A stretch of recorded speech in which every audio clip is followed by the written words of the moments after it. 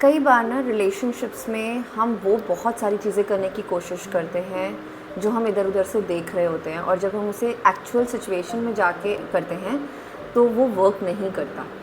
और उसमें से एक बहुत इम्पॉर्टेंट एस्पेक्ट है आपका बात करने का तरीका आपके रिलेशनशिप में।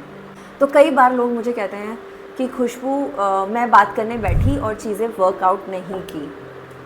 तो तब हम उन्हें समझाते हैं कि उनको किस तरह बात करनी है। एंड उसी सारी चीज़ों को लेके आज मैं आपके सामने आई हूँ कि मैं आप लोगों की ये प्रॉब्लम को दूर कर सकूँ कि आप लोग अपने रिलेशनशिप में डिफ़िकल्ट कॉन्वर्जेशंस को कैसे हैंडल कर सकते हैं। ये एक आर्ट है जो आप लर्न कर सकते हैं। हमको सिर्फ ये समझना और इसकी ज़रूरत अगर आपको महसूस हो जाए तो ये आप आसानी से समझ लेंगे और आसानी से आप अपने रिलेशनशिप में इसको अप्लाई कर सकते हैं। तो देयर आर स्टेप्स जहाँ पे हम एक डिफ़िकल्ट कॉन्वर्जेशन को हैंडल करने के लिए समझेंगे।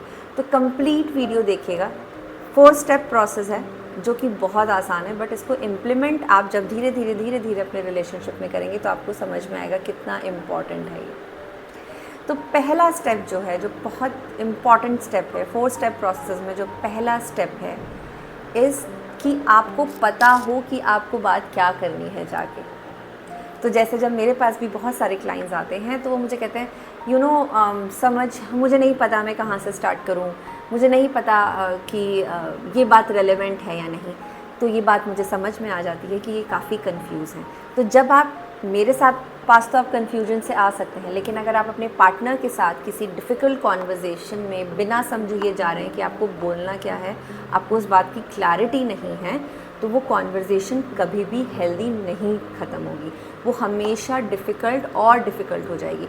तो you should be very specific कि आपको बात क्या करनी है, क्योंकि अगर वो नहीं पता है तो आप वो ऐसे खिचड़ी बन के आ जाएगी।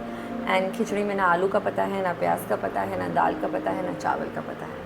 हाँ, टेस्टी होती है, बस इतना पता है, लेकिन हमारी खिचड़ी थोड़ी बिटर हो जाएगी अगर हमें नहीं क्लैरिटी है। दूसरा इम्पॉर्टेंट स्टेप जो है, आपको जब भी कोई बात कहनी है तो आप उसमें आई का इस्तेमाल करके बात करेंगे। क्यों हम आई का इस्तेमाल करके बात करते हैं? देखो, आप हमेशा जब भी डिफ़िकल्ट कॉन्वर्जेशंस होती है, जब आप कहोगे ना तेरी वजह से, तुम्हारी वजह से, तुम्हारी वजह से, तो सामने वाला तो पहले ही शैटर्ड होके बैठ गया, वो उसको सुनना नहीं है आपको। लेकिन जब आप आई से कम्युनिकेट करना स्टार्ट करते हैं कि I want to talk, I felt this, मुझे ये बुरा लगा, मुझे उस दिन ऐसा लगा था, मुझे इस बात से प्रॉब्लम हुई, मेरी इंसल्ट हुई, मुझे तकलीफ़ होती है, ये सब बातें उसका अटेंशन आपकी तरफ ग्रैब करता है। तो हमेशा आई आपको पावरलेस नहीं बनाता है, बल्कि आपको बहुत पावरफुल बनाता है कि आप जाके अपनी बातें उससे शुरू करें आई यूज़ करके। द थर्ड इम्पॉर्टेंट स्टेप इसकी, आप जब भी डिफ़िकल्ट कॉन्वर्जेशन में जाएं तो आप इस फीलिंग से नहीं जाएंगे कि मुझे तो इस बात को बढ़ाना है ना। कई लोग सोचते हैं आज तो मैं उससे माफ़ी मनवा के रहूँगा, आज तो मैं उसे ये बात बता के रहूँगा, आज तो मैं उसे ये दिखा के रहूँगी, आज तो मैं उसे ये समझा के रहूँगी। नो, डिफ़िकल्ट कॉन्वर्जेशन में है आप, तो आप और डिफ़िकल्टी से जाएंगे तो मुश्किल होगी। तो थर्ड इम्पॉर्टेंट चीज़ जो आपको करनी है कि आपको होप ऑफ रिजॉल्विंग से जाना है। आपको इस होप से जाना है कि मुझे ये प्रॉब्लम सॉल्व करनी है, मुझे इसके कंक्लूजन पे लानी है और आगे से मुझे नहीं करना। तो ये होप इतना मैजिकल काम करती है ना कि आप इसका मैजिक कॉन्वर्जेशन में खुद देख पाओगे। मैं ये कह रही हूँ क्योंकि मैं ये कई बार करती हूँ, ठीक है। And the fourth and the major step is उसके भी पर्सपेक्टिव को पूछो और समझो।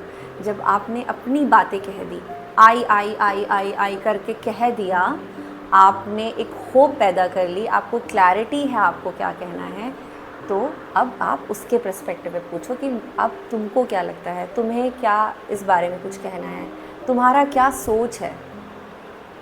तो आप इस बात की ब्यूटी देखिएगा जब ये एक डिफ़िकल्ट कॉन्वर्जेशन कितने प्यार से सॉल्व हो जाएगी और कितने प्यार से आप लोग अपनी बाउंड्री सेट कर पाओगे, कितने प्यार से आप लोग अपने रिलेशनशिप में इमेंस हार्मनी डाल पाओगे। तो do this 4 step process and make your relationship super harmonious. बहुत सिंपल है, सिर्फ आपको अप्लाई करना है।